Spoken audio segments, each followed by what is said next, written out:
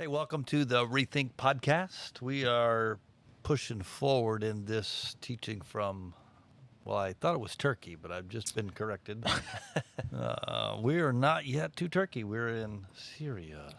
Well, that's where it We're going to make another trip. And this podcast We're going to film in Syria. You know what? You guys go check it out for me. Well, I was going to say, this podcast is officially flagged. Syria. So we're going to be kind of working our way through Galatians chapter 1 for a couple of weeks. I have my theories as to why you guys chose to split chapter 1 into two pieces and then give me chapter 2. We just thought you have the most experience teaching, therefore you should teach chapter 2. Yeah. Yeah, I think it's because the word circumcision is 39 times in chapter 2. But anyway, I think he might be dealing with an issue. no. I used Let's move circumcision. I can't remember what verse it was, but it like said it 3 or 4 times, and I caught so much flack the next day from you guys. So It wasn't even the next day. Nah, It's the moment you got not even done. talking about it anymore. Oh, So man. See my sermon back last March. Well, let's save it for a couple of weeks. We can have an Thank in-depth goodness. discussion on Shut that circumcision. down. I'll be sick next week. But let's tell you what. Let's do. Let's jump back, guys, to the week before in the book of Acts, the timeline, and make sure people understand the chronology of how the gospel is spreading, how persecution has pushed Christianity out of Jerusalem, Judea, Samaria, even up into Syria. Now it's going to lead us on a missionary journey.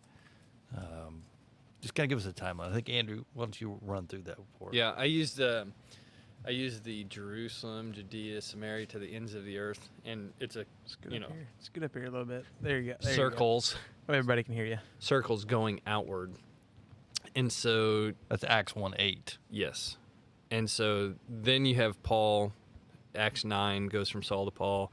Persecution spreads, and you see Christianity go north. Paul becomes a lead missionary, murderer to missionary. I used that last week, that idea. And he finds himself up in Antioch in Syria. And so Syria right there is like kind of the jumping off point. It's also going to be his home base for the missionary journeys. So there's my confusion because I, to be honest with you, I wanted to go to Antioch while we were in Turkey. And there is an Antioch in Galatia, but it's not this Antioch. Right. That's correct. And so we didn't go to that one because it was too close to Syria. We're not going to this one because it's in Syria, Yeah. right? Yeah. So Antioch, my research said that it was the third largest city in the Roman Empire at the time. Mm-hmm. Rome, of course, Alexandria, and then Antioch. So pretty significant place, kind of a crossroads of the kingdom in that part of the world. So Paul, Barnabas, and John Mark head out. First missionary journey. Yeah. 45 AD-ish. Okay. So I was even seeing something putting it 45 to 47. Yeah. Which is crazy when you think about it, because now we're going to go backwards, and Jesus' crucifixion, probably about 30. 33 is where most people put it. Yeah. Ish. I know. Depending on who you read. Depending I on know, which right? calendar you're reading. There's a 4-year adjustment that some people make. I guess the point being, with either the adjustment or without the adjustment, this is early. Yeah, you're talking people who were alive while Jesus was teaching are still alive when the missionary journey, intentional missionary journey. There's a missionary journey and intentional, where Paul and Barnabas set out to intentionally plant churches. That's what they're doing. So that period of absence of Paul, he's in this area. I mean, he's developing faith and sharing faith. So that's your unintentional missionary journey. Right. He's there doing it. Yeah. So Go back to the Antioch in Syria. One of the reasons why the church is placed there is because Paul's on the road to Damascus, and Damascus is in Syria. Right. And so it's there where he is trained and developed, and that's where the church. So that's how we identify Antioch, Syria versus Antioch, Asia Minor, Turkey. Such a strange dialogue as Paul is being attacked for the gospel message and for his apostleship, and he's defending both in Galatians. But he was different. I mean, the other apostles were sent by Jesus; they had been with Jesus. That's one of the criteria. Mm-hmm. Paul hadn't. and wasn't. Yeah, yes and no, right? Not in the same sense as Yeah. the others. But yeah, Because what do you mean? he clearly says, like, this word that I received is not of human origin. Like, the other apostles didn't teach Paul what the gospel was. Like, the risen Jesus appears to him, Acts 9. Well, that's why he says Paul, an apostle. He's referring to Yeah. that transformation in Acts 9. And so, like, Jesus himself tells him these things. It wasn't explained to him by the other apostles. And if you're going to discredit Paul, then you're going to have to discredit all of the early apostles, and that would have been blasphemy. You know, But the so. difficulty that the Judaizers are playing upon is that he wasn't in Jerusalem with and so in fact he's part of the opposition at that point. Mm-hmm. And so he's a little easier to separate. Which makes it confounding to me. This all the more mysterious why God chose him, right? Because he's so different than the rest. Mm-hmm. Divine. It's a divine thing. I mean, he's undeniably an apostle. He says that he's claiming apostle means one who's sent. Mm-hmm. So Jesus sent him. So he's got that training period. We're early. We're before. You believe it's before Acts 15, probably. I did. Yeah. Yeah. So Acts 15 is the council in Jerusalem where they actually decide this matter. That's why, if it was already decided, then this would have been like, guys, just read the note. Like, they Yeah. decided it. But it's not, and it's an issue. And Paul comes in hot on this issue because it's adding to the gospel. And that's what we're going to see here in chapters 1 and 2 is this idea of, Paul's legit and the gospel is enough. Yeah. Yeah. Don't add to, don't take away. Mm-hmm. The danger here is adding to. Mm-hmm. I think Paul has written a significant portion of the New Testament, but you think of two of his bigger works. I mean, Romans is probably the one that everybody Magna Carta. goes towards, but then you've got Galatians, and there's a ton of obviously similarities, but there is some differences in Romans and Galatians. Romans is, here is what the gospel is, and it's a different tone. There's a much different tone in Romans. Mm-hmm. And then you look in Galatians, and you can tell from verse 6 on that Paul is heated, but he's going the opposite direction. He's saying, this is what the gospel isn't. Yeah. And he's using them both to reinforce what it actually is. But you can tell he's hot in this moment, and he's saying, you've got it backwards. You've got it messed up. Well, you look at the writing, too. Like, I'm glad you brought up Romans because Romans and Galatians deal with very similar type things. But Romans is like Paul at his best, Super very logical, linear. linear. Yep. It's just very clear. I even read some commentaries talking about how, like, the Greek that's used there is very, like, scholarly, high level. Like, this is going to be a textbook, that you can go back and refer to. And Galatians is not that.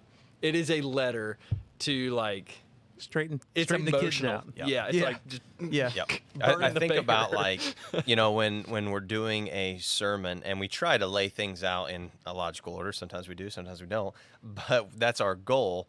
But then you think of, like, I don't know about you guys, but when I'm in an argument with my wife, I get flustered. I don't argue with my wife. Well, Yeah, I don't either. Holy arguments, righteous anger, but I'm always like, I get so flustered because she's really good at it, Yeah. and I get flustered and, like, nothing's logical, and I'm talking around the issue, and, like, this is how Paul's writing here. He's angry, and it just whatever he's coming to his mind, he's writing down on the parchment. So But Well- think again, that timeline makes that important, though, because this is early. Mhm. And if the gospel is perverted at this point, Yep.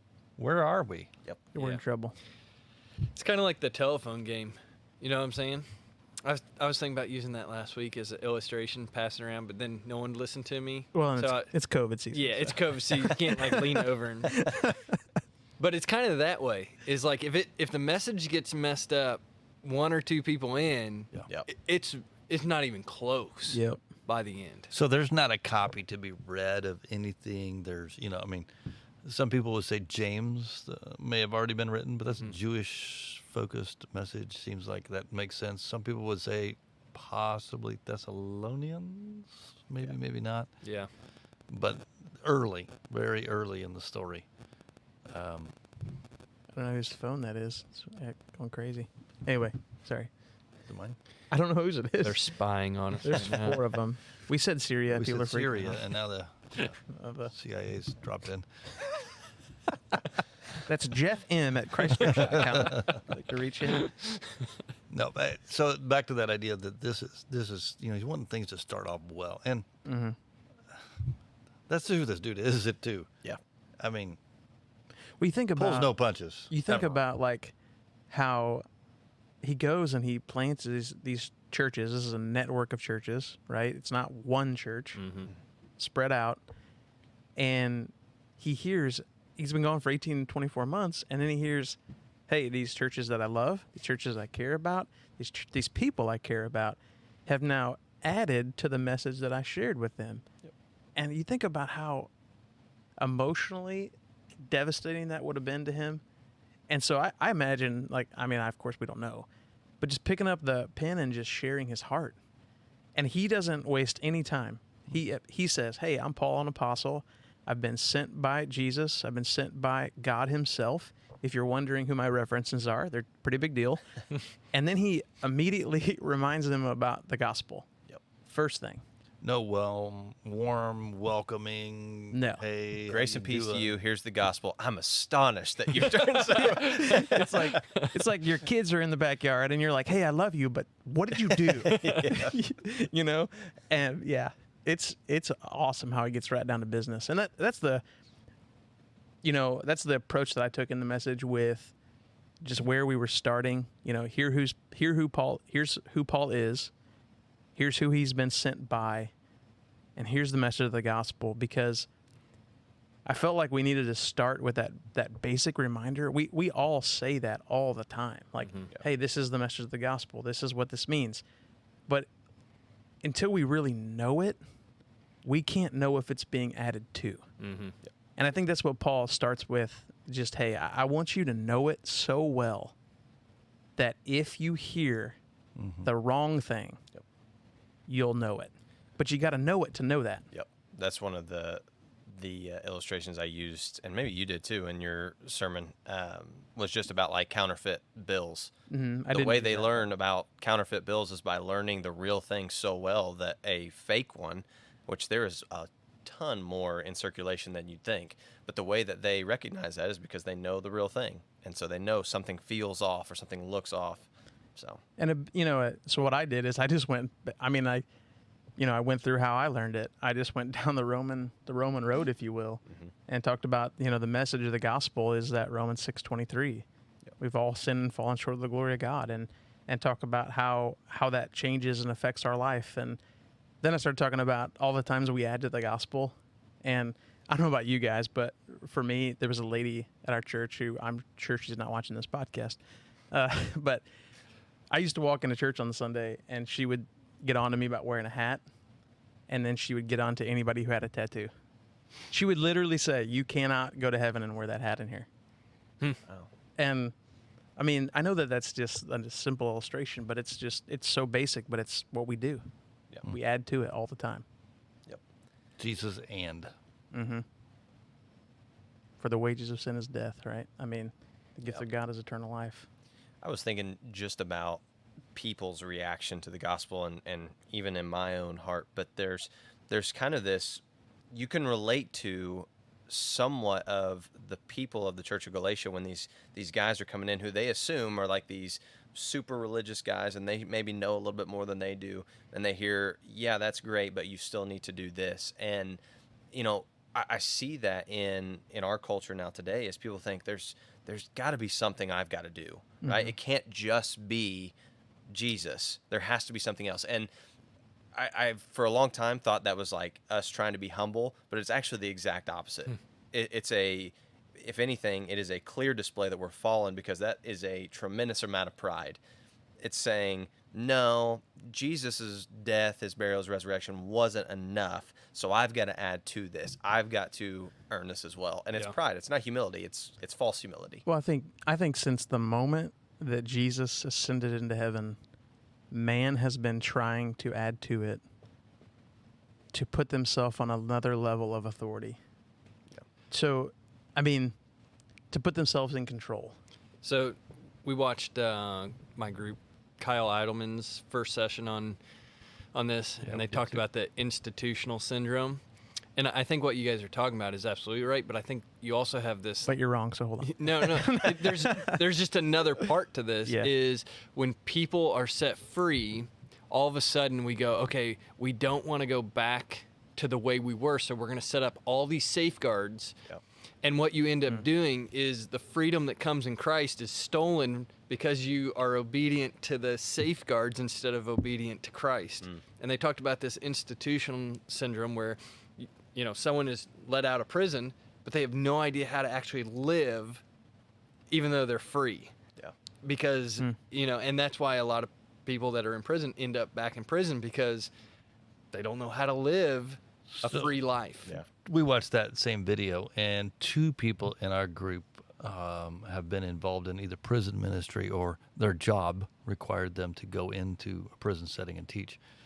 And so they had a lot of experience with that. And when their perspective was, it was amazing how much literal fear there was in these prisoners that they didn't know how to live outside. They didn't have what was necessary to exist, and that they would make a mistake and end up back in there again. Mm-hmm. But the guy in the group who did a lot of prison ministry said it was interesting to observe over the course of time that many of them did come back because they instead of adjusting to the freedom and learning how to live in that, they chose to go back to what they knew, which is okay. So that's the issue here. Mm-hmm. And in Galatia, there's 2 main things that they're going to be enticed back into. The idolatrous worshiping that was everywhere, right? Temples everywhere. As we saw, yeah. Yeah. And then there's the Jewish push. Now, the area is primarily Gentile, but there was a strong Jewish influence. And it's since the persecution has pushed people up out of Jerusalem, that influence is intensified. And so do we go back to Judaism? Now, that's what chapter 2 is about. That glorious discussion on circumcision. And we'll save that for later. But that concept of the rebounding or the snapback of our behavior in life, that's pretty common. Yeah, and I would actually venture to say that most churches, this is going to be a big one, right? I think most churches do not know how to live free in the gospel, Most Christians. and most Christians don't. We like to measure, Mm-hmm. right? How many points did you score? I mean, Mm-hmm. we like to be able to calibrate and compare. I do this. I don't do this. Pride. Mm-hmm. Mm-hmm. I've done this. Yeah. Well, every other area of our life is, especially in our culture, is performance-based. I mean, there's very few areas that are not. And so, in your career, you're trying to earn a promotion. You're trying to earn a raise. You brought up sports is huge in our culture. There's a winner and there's a loser. And so this idea that there is nothing that I can do to garner more salvation or to get more points in a spiritual sense is it's so foreign to us because that's not the way the rest of our life works. And so I think you're right. We bind ourselves to this performance-based grace, and Paul's very clear that's not the gospel at all. There's a guy that I know, and he said this once, and I was like, oh, I don't like this phrase, and I've come to embrace it because it's true. I still don't necessarily like it, but he said there's nothing that you can do to make God love you anymore, and there's nothing you can do to make God love you any less. And at the surface, you're like, yeah, I agree with that. But then you start thinking about that, and man, that's Yeah. you bring nothing to the table for God, zero, absolutely nothing. It is by grace we've been saved, through faith. The only thing we bring is our sin yeah, Yeah. and the disgusting things we want people to find Yeah. out about. So that's why the good news of Jesus, the freedom that's in Christ, is such a big deal for these Galatians, but also for us to live in that freedom that Christ gives us, because that's what moves the gospel forward, not religion and rules. Yep. Well, so in Philippians chapter 3, Paul lays out his accolades. It's his resume. And, he's a Hebrew of Hebrews, circumcised on the 8th day, the tribe of Benjamin, like as good of a Jew as you could really humanly possibly be. Jew of all Jews. And yet he says it's garbage. Mhm. And so, Which is even a stronger word. yeah, than like that. that's, it's, yeah. Yeah. It was worse than that in that language. But I think one of the things we get so caught up in is like, okay, I've got to do more. I've got to earn my way. I've got to do these. I got to be a part of these ministries, and everything that you're trying to do in order to accomplish God's grace is seen as garbage. And I just think so many people are spending their lives trying to justify themselves. Well, your human efforts are like filthy rags. So what does that do in our lives whenever we're working that direction? What happens? Here's Well, what It binds us. Yeah. it does that, but what it does is it brings insecurity. Yeah. And Because your life's on the scale now. and with insecurity, if you have insecurity in your relationship with God, you can't have intimacy. Mm-hmm. And so I feel like, I don't know how many times I've had that conversation with people about how do I know? Well, man, when there's insecurity, you can't be close. Mm-hmm. You can't have that relationship that he desires. I think that's true for some people. I think the opposite happens for some people. It brings arrogance. Mm. Like there becomes this comparative judgmental mentality. Mm-hmm. And we create our own lists of super Christian activities and super non-Christian activities. And we compare and we judge and we assess. And we get pretty cranky Mm-hmm. Yep. about other people and their lifestyle. And we tell them you can't go to heaven with a hat on, Yep. Mhm. right? And the reason we picked that one is because we don't wear hats. Yep. Yeah. I remember when I was in high school, I had a little bit of a language problem, and so I was trying to figure out what it meant to follow Jesus, but my mouth was pretty not following Jesus. And I remember that there was this one moment where I may have said some stuff that I shouldn't have probably said, and I was like what? yeah. And I was like, I was We don't getting in need my explicit I was podcast. getting in my car, and I was like, oh, I gotta pray for forgiveness right now, because if I die in my car on the way home, Yep. I'll probably go to hell. Yeah. But seriously, so I had this mentality that oh, if I do certain things, right, or say a certain word or words, and something happens to me, my eternity's in jeopardy now. Yeah. And that's not the gospel. Just to be clear. That's Well, not- yeah. Yeah. Yeah. If You know what I'm can saying? earn it or be disqualified from it right. by you, Yes.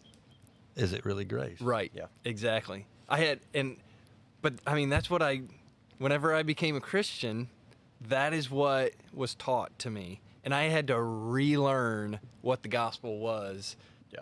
as I was starting to follow Jesus. When I first started, getting in ministry, which was before here, but at a church, nameless, one of the leaders told me that the kids in the student ministry that I was working in, they needed to behave before they could come to church. And in that moment, I was like, so you have to behave before you can believe. That is totally backwards. Yeah. Totally backwards, because but I think what we've done is we've taken the behavior, which would be like the fruit, and we've put it on the same level as salvation. Right. And we've said that they're together.